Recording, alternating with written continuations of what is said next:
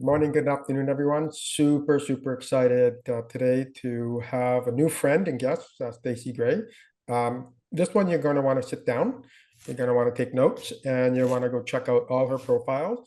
We could probably talk for 12 hours straight and only get the tip of the iceberg, but we are obviously not going to do that. So we're going to cover a couple key topics to really kind of get the whistles wet a little bit. What Staci does aligns with our values here at CEO Mastermind, both and what we believe in business, what we believe in life, and just a tiny little bit about Staci. She's the visionary behind a company called Organize to Scale. She's the architect of systems, and she really does help rescue founders from burnout and unlocking some of those bottlenecks. And that's a topic that we talk a lot about here on this podcast. And you kind of call it the 47 tabs opening the brain. And I look at my computer and there's 3 windows and there's 50 tabs each. Our brains are no different, always going 100 miles a minute. And I think what I love that Staci brings is sort of systems and perspective to kind of bring that calm to your business. And someone who's been there, done that, been through it all. I think this is going to be really super special. So let's dive into how to get that clarity out of chaos.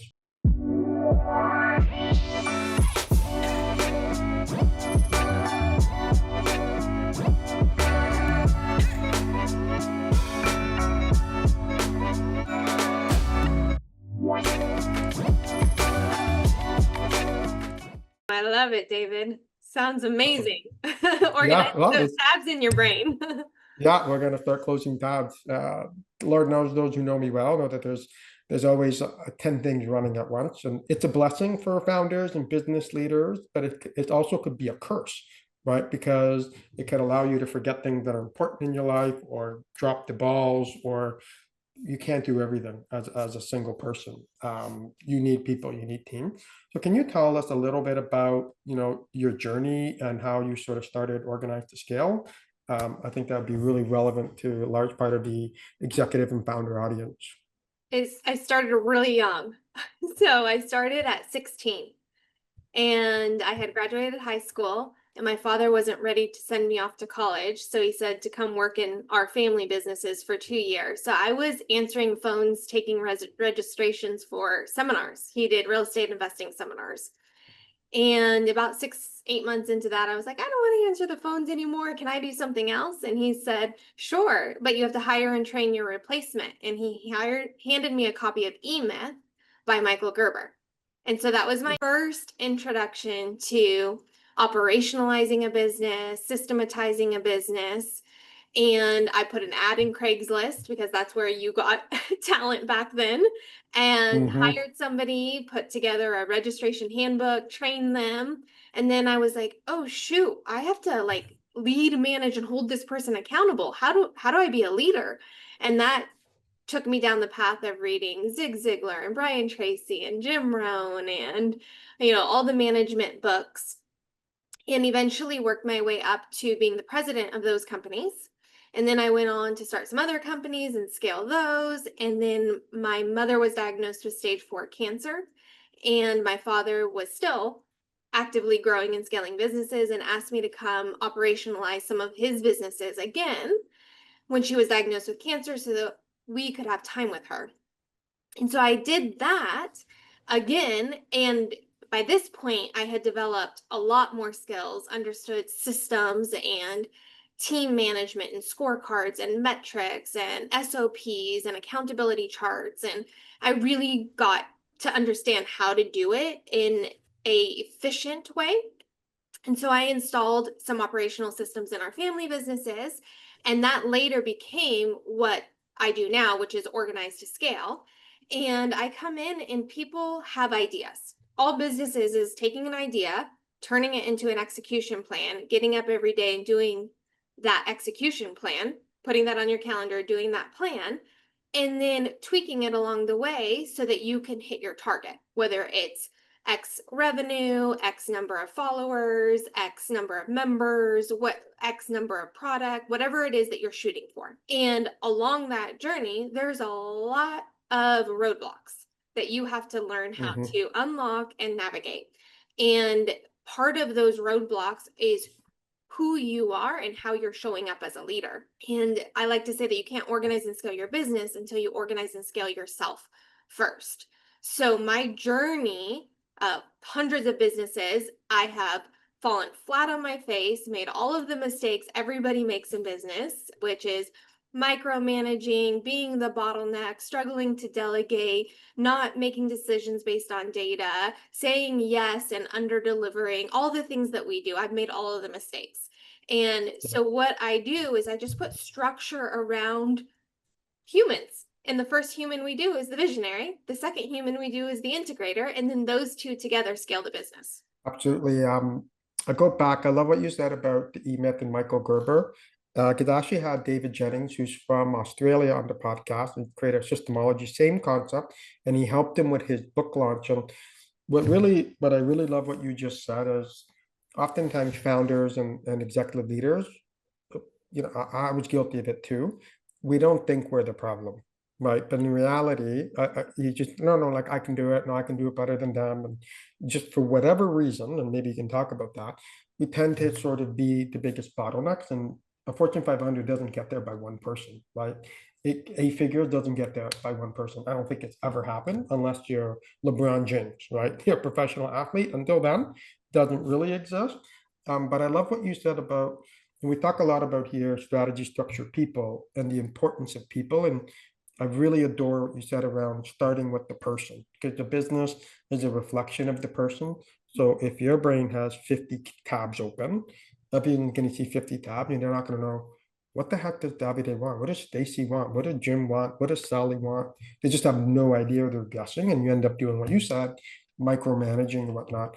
So I really like the focus on the founder and fixing, not really fixing it, because it sounds like they're broken. We're not broken. It's just wired a different way. And sometimes those systems unlock the true ingenuity and potential. In your experience, or you've been through so much, like, is there something that, like, I always wonder, why do us and entrepreneurs and business leaders have so many things in our head?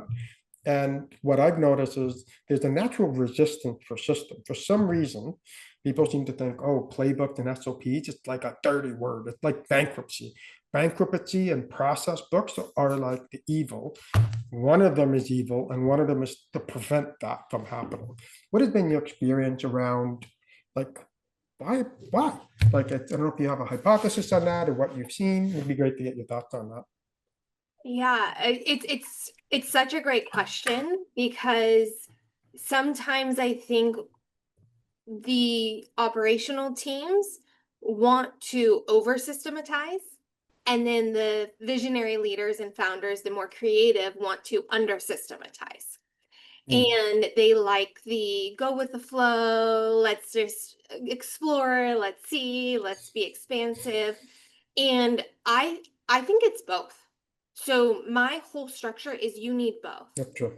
Mhm. You I like and use LeBron James as an example. So professional athletes, my uncle played in the NFL, my cousin's in the NFL right now, and it takes a certain level of swagger to do that, to perform at that level. You have to have a little bit of a chip on your shoulder to get in front of millions of people who are counting on you to perform at a specific level in full knowing that you're going to make a mistake in front of millions of people and then you're going to be Mhm. criticized for it. It Sure. takes swagger to do that. You have to have a little bit of that, like, oh, I'm confident, I got it, let's go, I'm gonna crush it. Even if I fall on my face, I'm gonna get back up and I'm gonna do it again. I want Yeah. that in a visionary. I don't ever want to take that away from a visionary because that is necessary for driving revenue, for shaking hands and kissing babies, for brand reputation, for pushing us forward, for pioneering a path that has not been pioneered. Yeah. And my job with organizing to scale and pairing visionaries with integrators is to pair you with someone that allows you to live in your zone of genius and makes living in your zone of genius easier. Not harder, but easier. You Yeah. feel more free. You have wind beneath your wings. You feel like, oh, I can soar because I have a floor and a structure and a boundary. They did this study with kids on a playground and they had a bunch of kids playing in the playground with no fence. and the kids stayed in the middle of the playground. And then when they decided to add a fence, the kids ended up using all of the grassy area, expanding out because they felt safe in the structure. And that's what I Mm, like to do is I like to figure out what the zone of genius is. We have a sweet spot matrix and figure out what that zone of genius is for that founder. And 99% of the time, it's innovation, it's research and development, it's shaking hands and kissing babies, it's being on a podcast, it's speaking on stage, it's relationship building. They love doing that. What they hate doing is anything that is monotonous, recurring, maintenance, back office, administrative, dotting your I's, crossing your T's. They don't want to do that. But they want it to be done because if it's not done, it affects their brand reputation, their revenue, yeah, and their profit margin.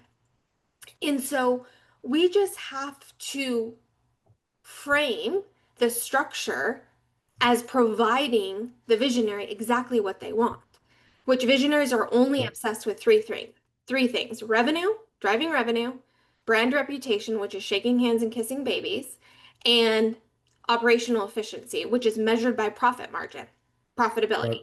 That's the only things they yeah, care about.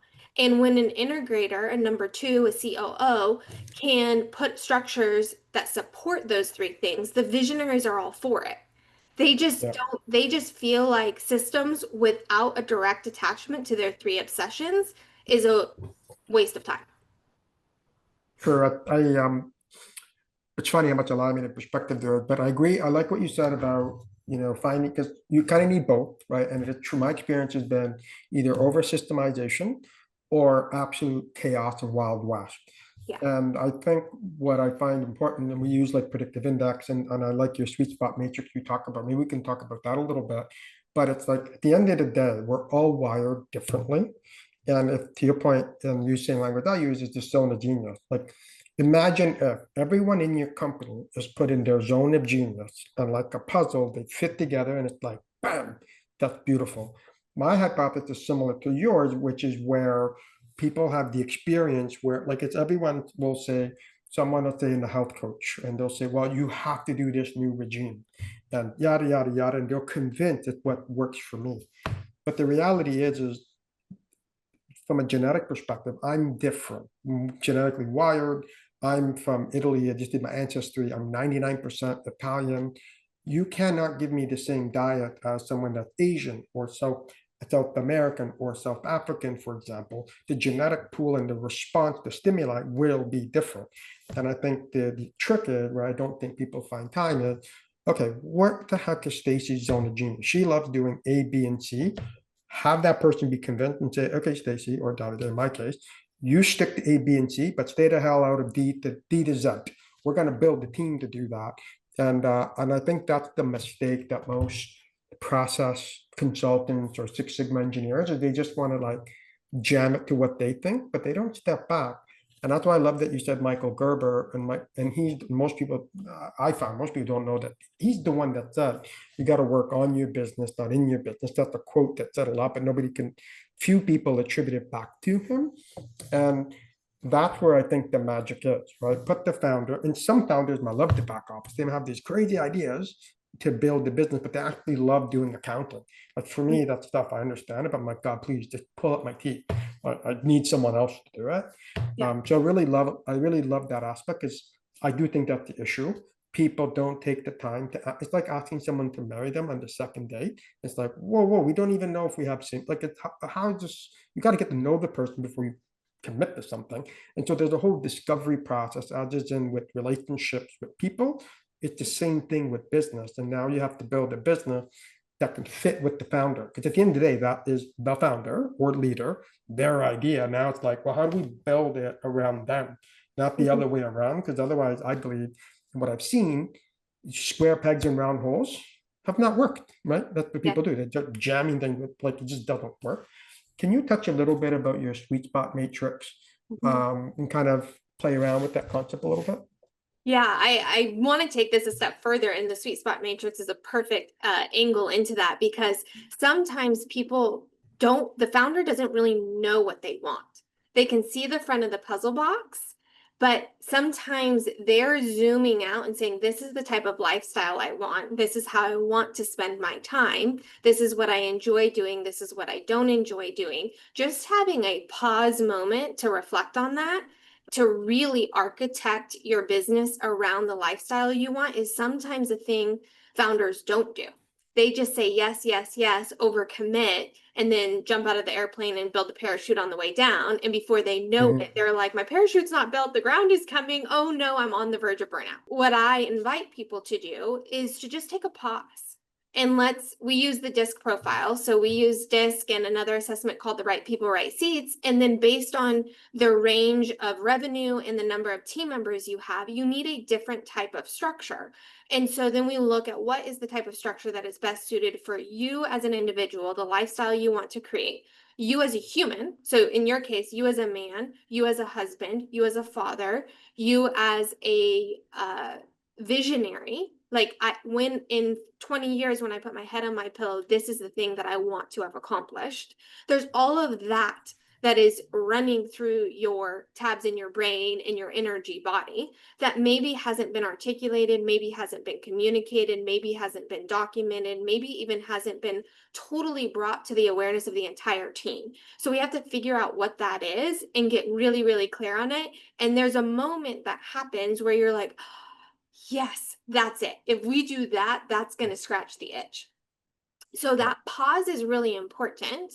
And then realizing that there's a whole lot of things that you're currently doing on your calendar that you're going to have to delegate. And many founders say, I struggle with delegating. I struggle to let go. I have trust issues. I can't find the right people. Training takes so long. It's just easier to do myself. All of that program that is running, there's an invitation to shift it. And so that comes back to who you are as a leader and how you're showing up is the invitation to shift. And with the sweet spot matrix, we can see where your resistance points are going to be. There's some folks that are more analytical, so they're going to poke holes in everything, which is going to make it more challenging to get out of the gate. Then there's other people who have no problem getting out of the gate, but they're like fire ready aim. Like they are too quick to start that it ends up being more chaotic. So there's a blend, and that's where your number two, getting paired with your integrator, is so critical because you want somebody that complements you, that can be a good running mate, but complements you and also flags some of the things that are your blind spots. And blind spots aren't bad. It's like you can't see the label inside the jar. It's a good thing. You want it because it's the magic. It's the thing that everybody comes to watch you do that you don't even know you're doing, and it comes natural to you. And what I want to do is bottle it up and sell it for you because that will drive revenue.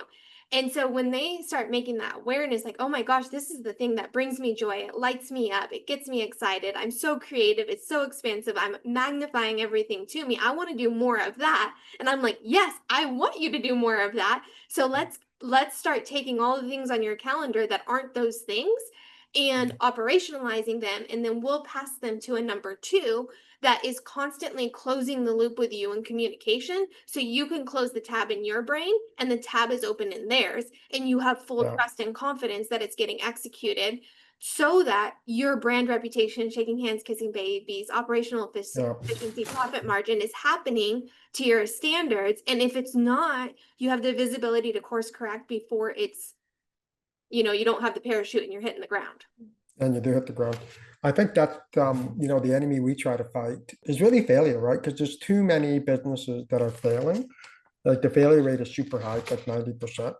And my belief system is it doesn't have to be that high. It's like if you look at, here's a fact, and you probably know this knowing your background, but a lot of people don't know this. Most businesses fail. Most people know this, 85, 95%. Whatever the number is, it's 90% plus. Which businesses don't fail as much? So if you look at a franchise system, the failure rate is 15%, 10 to 15%. You're talking operator error.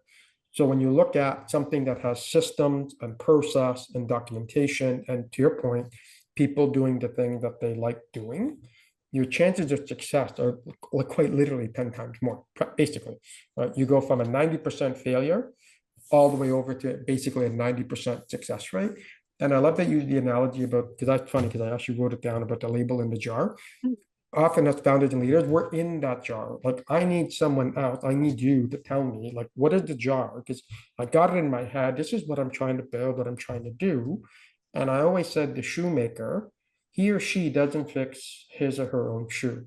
The electrician, he or she doesn't fix their own pot. Like, we know this to be true in all the trades. They never work on themselves and helping everyone else because they Right. can't systemize going from idea to like, well, I don't know how to do this for myself kind of thing. And yeah, I just find it really powerful that having people understand that you have to, I believe, to be successful, you have to be in your zone of genius. Because if not, you'll be in a state of inflammation, you'll be unhealthy, and all the things that happen. And I just love that perspective of taking a holistic approach. Like you use the desk, and what people love to do is, okay, where's your energy zone? And just tap into that, and anything else that's a energy vampire, give that to your number two. And that's what I have found, and maybe you found this too. Like everybody knows EOS, but nobody actually pays attention to it in terms of the concept of visionary and operator. You need both, right? Like you can maybe get a low six figure, I don't know, whatever number. You could get to a level without that. But if you actually want to have sort of peace and calm, I think you need both, right? You sort of need, it's like yin and yang. You need them both to make the circle, right? Yeah, I actually have an analogy. I don't know if this is just on podcast or video also, but if it's Both. okay, great. If it's on video, then y'all can see this. So I like to think of the visionary as the idea addict. So these are all the visionaries' ideas. And the goal is to land them into reality, into in execution, into real life. And what happens is you go like this, and you have all of these ideas. This is the integrator. If you don't have an integrator, what happens is it just opens and it dumps. And so you Just hire makes a mess. people, you don't have systems, you don't have scorecards, you don't have metrics, you don't have accountability structures, you don't have meeting cadence. And it just, they open it and it dumps. And then you have overwhelm and you have burnout and you have capacity issues and you have quality issues and all of that. Yeah. And getting an integrator is this. This is the pace setter. This is scope and sequence. This is, they jump into the psychological sandbox with the visionary and it's like, that's a great idea. I love that idea. It's the best idea. I can't wait to land it for you and execute it for you. Which of your ideas are the most important that we can get through first? Because this is the capacity structure we have to hold for it. The visionary and integrator need a really good relationship because the visionary needs to trust that they're going to let ideas through and actually execute on them. But the pace is really slow for most visionaries because visionaries want everything done yesterday. And the second they have the idea, they don't understand why it's not done yet. And so the integrator has to be able to communicate that, but also be a co-visionary with them to make them feel like I get your idea. I'm excited about your idea. I'm passionate about your idea. Let me help you win. And this is how we're going to do it. Absolute best example. That is actually that's freaking genius. Like I absolutely love that. So if you're listening, go to the YouTube channel, check it out. Probably about halfway through. If you're not and you're driving or whatever, just imagine what Staci was just talking about as an hourglass, and the visionary has the 47 tabs, right, or at the top of the thing. And you need someone to sort of corral that madness and beautiful thought process and kind of make it happen. And the language you use was land, operationalize it, sort of get the sequence right. Because otherwise, if you just dump it, you get exactly that, a dumping. And that just looked like a mess rather than some organized approach at the bottom of the hourglass.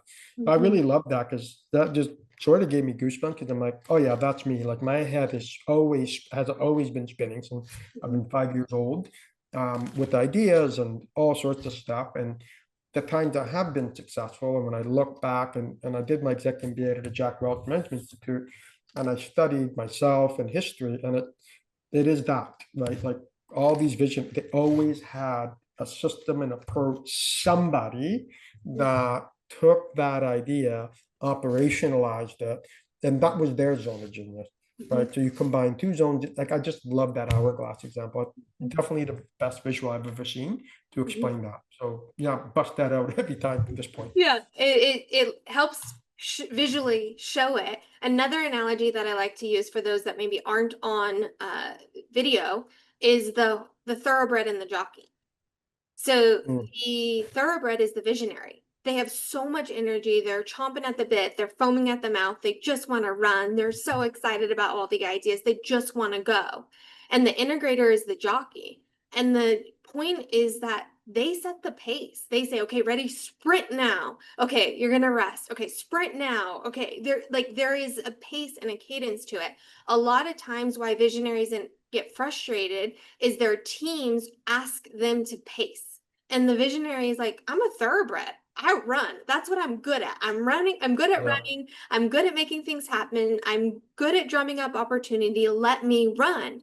And then the integrator is like, you're just running all over everybody. And I'm like, that's because the integrator isn't doing their job, which is pace. yeah, And there's an art to it because the thoroughbred has to want to have a partnership with the jockey. If you don't have a healthy, strong relationship between the thoroughbred and the jockey, they don't perform as well. The thoroughbred has to trust the jockey, and the jockey has to motivate and encourage and guide the visionary towards what the visionary already wants. yeah. And it's an art, and that's my favorite thing to do is coach them to have the best relationship, because it comes down to really, really good communication. But communication is thrown around all the time, and I don't know that people fully know how to communicate. And that's It, where the structure comes sure. in too, which is, this is how we communicate. This is how we make decisions. These are the values that drive our decision making. This is how we will handle conflict. And if we can't handle conflict, this is the mediator we're going to bring in. And we're committed to moving this and winning this race, but we're committed to doing it in a way that's enjoyable for everybody who's on the ride. Yeah, again, another great analogy. So in earlier in my career, I was at Kraft, the Fortune 500. I was in 4 years of my career as a manager, one of the fastest promoted people with a couple, like we were a really strong cohort. And my boss, Dan, who is now currently the president of Danone North America, he sat me down and he said, "You're an Italian stallion. I need to direct you and your energy because otherwise you just run wild like a Mustang." Yes. And he paired me with a coach, Jeff, and because I would write my share reports would be like 8 pages, like anything that happened in the country, like I knew, like most people don't care about every little move. They care about what's big, what's matter. And for me, sort of 4 years into my career, about 20 years ago now, that moment was an inflection point for me because I always thought just having that sort of thoroughbred mindset or that Italian stallion, as I was called, sort of that Mustang mindset, got me to be successful through academia, right? Mhm. Because you can just hammer, do everything, and that's rewarded in academia. But in real life, that actually gets you in trouble, right? Like in real life, it could lead to failure, micromanaging, stomping over people. I ruined the relationship because I didn't take a moment to understand their position. I'm like, what do you mean? This is important, and just like literally ran them over, not literally, but figuratively. And for me, that was an inflection point. And I guess, yeah, I would call Jeff my jockey because he was in operations and like sort of worked with me for about a year while I was on the business. And that probably changed the trajectory of my career, my entrepreneur career, um, because I was sort of a bit, I guess you can say wild, right? Too much, too intense, Mhm. hitting everything at 100 miles an hour, Mhm. hitting the wrong things, if you will. Mhm. Um, so that's a great analogy as well, because I find us leaders, and whether you're an executive or founder, that drive, I think it needs to be channeled. And that's why I fell in love with systems and Six Sigma and all that, because that's the unlock, right? That is, to me, in my opinion, one of the missing ingredients that so many people fail. And why you're so great at what you do and so successful in translating results for your clients is that is the missing ingredient. Like my purpose here is have people stop rejecting process and sequence, and like you have that's the key to the freedom that you started the business in the first place. But you don't, the success, the clues are right there, right? Mhm. Someone like you can go along and help them and say, "Here, patch it all together," and voila, there you go. Yeah, I think there's one other hurdle, at least I've experienced. So you acknowledge you need systems, right? So the visionary is like, okay, yes, I need a right hand person to operationalize things, and I need systems. I think usually we can get people to that awareness where yes, I need systems. And then you go to the process of actually systematizing and the letting go process. And this is the hurdle that I think is less talked about, which is what are we actually overcoming in getting the leader to delegate, to let go, to operationalize. And it's what I call business codependency. So a lot of founders start their Mm. companies because they see a problem in the world and they feel like they're uniquely qualified to offer the solution. Or they have a bunch of people just coming to them asking them to solve something, and so they start creating it, they start solving it. Then either of those scenarios, they start getting a lot of recognition for it. So it's like, thank you. Oh, this is amazing. It's so wonderful. I'm getting validated, approval, significance, all from doing it. Well, what starts to happen as a founder is our identity starts getting attached to that. If I perform, Mm. I get that reward. I get that acknowledgement. I get that validation. I get that approval. I get that significance. And it starts shaping who I am. And so without awareness around it, I'm like, if I delegate that, who am I? What am I supposed to do? Where is all of my extra capacity supposed to go? Because all of my identity has been this. I've been doing this the last 5 years, the last 10 years, the last 20 years. Who am I without that task? Who am I without that responsibility? Who am I without that problem to solve? That becomes the bigger hurdle. So I call that the Mm. identity shift that needs to take place. And that's where I split identity in two. And so you have your innate value, which is your God-given value, your soul in a meat suit, your Mhm. beyond space-time circumstance, your whole and complete lacking nothing. That's your innate value, your innate identity. And it's transformational, it's expansive, it's growth, it's all of those things. Then you have your market value. Market value is your business. Market value is your career. Different. Market value is the role that you're playing in the company. And that's transactional. If I do this, I get this. If I do this, I get this. If I perform here, I get revenue. If I lead well, I have high performing teams. If I get on this podcast, I will get X amount of leads. Like whatever it is, that's all transactional. But when we only have our market value identity, when revenue's up, we're up. When revenue's down, we're down. When our team's happy, we're happy. When our team's not happy, we're not happy. When clients are Yeah. happy, we feel great. When they're not, we feel inadequate. That has to get The, separated. it's a linear relationship that's got to get Mhm. busted. Hmm. Yes. And so breaking the business codependency allows you to let go of the things that you used to attach your identity to. And then the whole concept of scaling becomes a game. It's about duplication. It's not about preservation any longer. I love that. Yeah, I love that split. I have seen that as well too.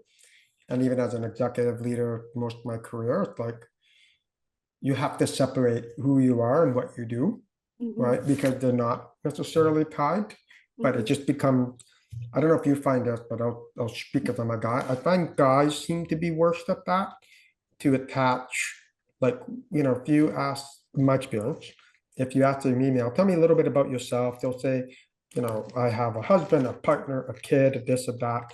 Rarely do they generally start with their job or what they do. Men, whether they're founders, executives, or managers, or just whatever, will say, "Oh yeah, I'm a systems architect. I work in IT."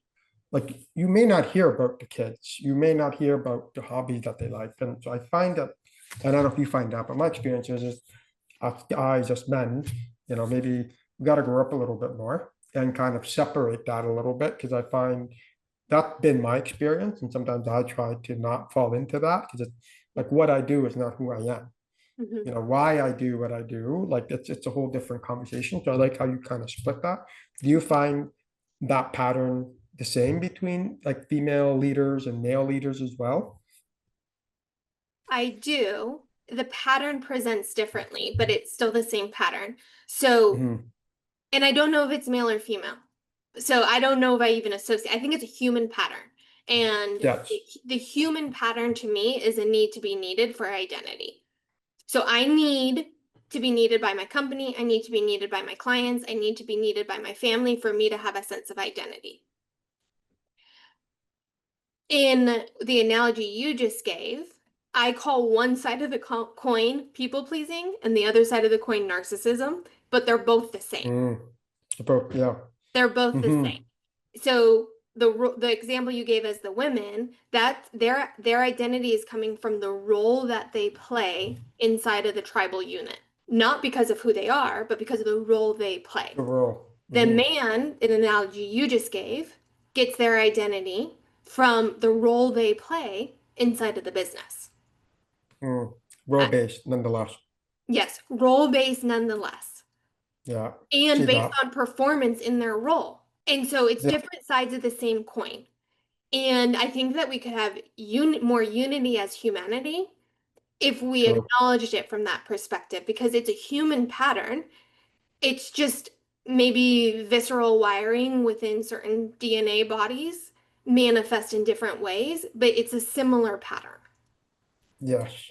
Yeah, that makes a lot of sense, actually. When you break it down that way, that's a really, really good observation because it's, yeah, that makes a lot of sense. That was helpful, at least it was helpful for me to kind of think Yeah. through because again, it's always about peeling back the layers of the onion, right? Like you get a surface perspective or you see something different way, then someone like yourself will say something you're like, oh yeah, that's right, the same thing. It all goes back to Maslow's hierarchy of needs and Yes. like some psych, you start breaking it down and ask kind of the five whys, if you will, break it down.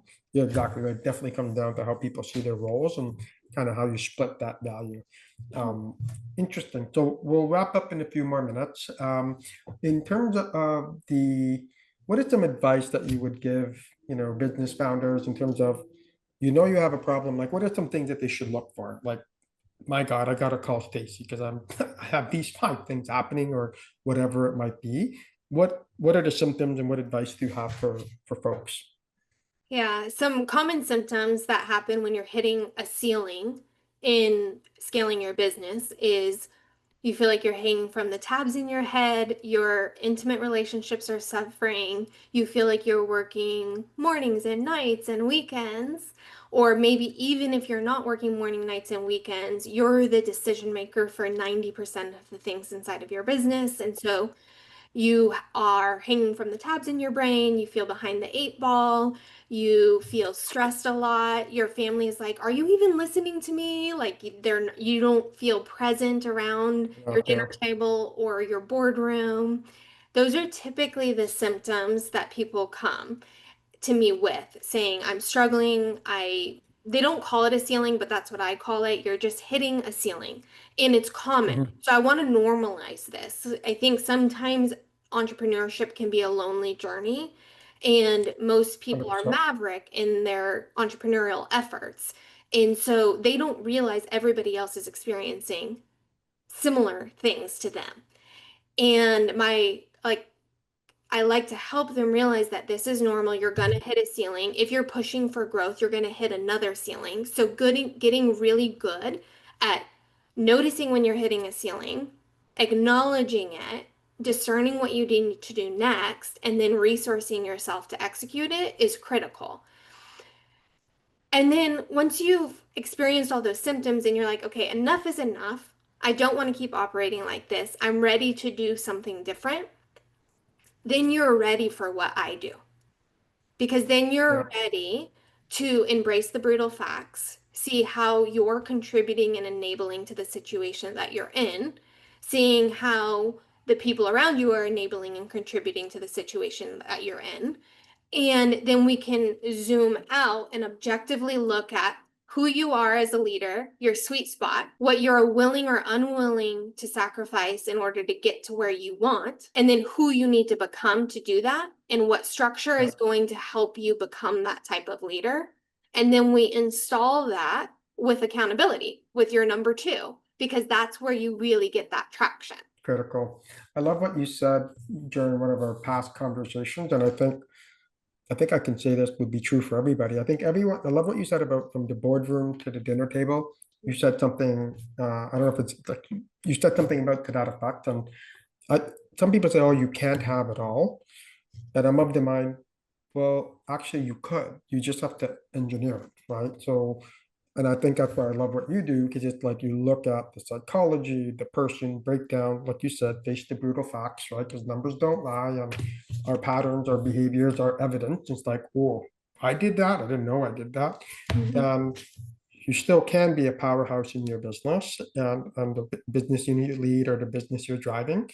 And you should, and it's okay to be home for dinner. I have Mhm. 2 daughters. I really try to make sure I take them to school every day. Dinner is not my thing, only because I end up working late. So for me, my success is I'll own the mornings. I gotta own something. And Mhm. so that might be dinner for people, or it might be making, owning the morning. That's my thing. Make breakfast, make lunch, own the morning, drive to school kind of thing.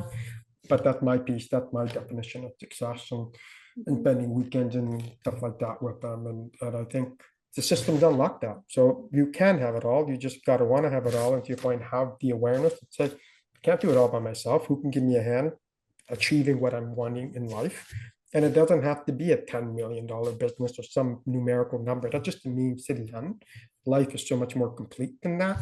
And a lot of Yeah. people have these visions, oh, I'll build $100 million company. Why? Like, it's not that easy necessarily. Like, so sometimes just really having those conversations, like I used to think, oh yeah, I just want to do the $1 billion thing. It just sounds so magical and big. And you step back, actually probably not. Right? That would probably mean sacrificing more than what you'd want to. And I didn't go into an investment banking for that reason, and not the whole other conversation at the beginning of my career. And I saw what people look like at 35 and 40, and I was like, oh, that's not going to be me. I love the money. God, I want to be divorced, sick, battling cancer, lost all my family. That was what I saw when I went down to, I got interviewed and hired by JP Morgan and Chase Manhattan at the time. And I was like, oh God, I don't like what I see here 15 years down the road. That's what I encourage people to find out. See what good looks like. You can have it all. Get the help that you need. People like Mhm. you exist out there. And thank you so much for your time. And if you have any closing words, would be great. Thank you. Agree with all of that. You don't have to scale. And what you can scale is a message. You could scale a movement. You could scale something that is meaningful to you. That's memories. Scaling is just duplication. And similar Right. to you, I have had aspirations. I'm going to build $100 billion company, and I'm like, wait, why? And that is when I discovered business codependency, which we already talked about. And Right. I think when you get into the seat of the sacred, not the scared, then you know what you're creating is from a divine assignment versus from desperation for clarity of identity. Oh, and that could be a whole other podcast down that angle. So that was incredible. I really appreciate you and your time and your contribution to, to business leaders around the world. And looking forward to connecting. And really thank you for your time today. And yeah, awesome. And I'll put all your social stuff where people can find you and follow you and learn more from what you do. Amazing, David. Thank you so much. And thank you, everyone, for listening. I hope that you do build and scale a business if that's in your heart, and you do it without sacrificing your dinner table.